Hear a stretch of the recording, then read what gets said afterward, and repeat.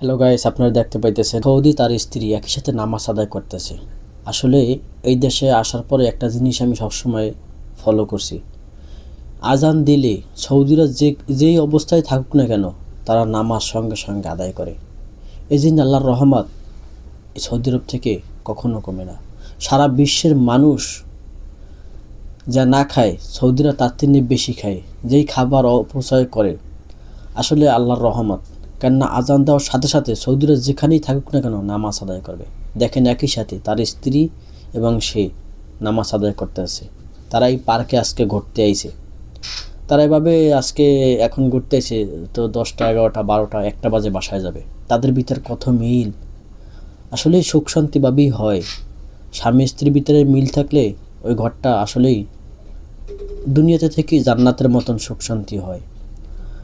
এই দেখেন, আজান দেওয়ার সাথে সাথে করলাম দুইজন একই সাথে নামাজ আদায় করতে আছে। কিন্তু বাংলাদেশের পার্কে আস্তামেত আপনি কখনো দেখছেন যে স্বামী স্ত্রী একই সাথে নামাজ আদায় করছে?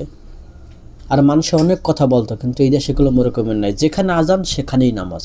তা আল্লাহ তাআলার রহমত এই দেশের জন্য হবে নাকি আমাদের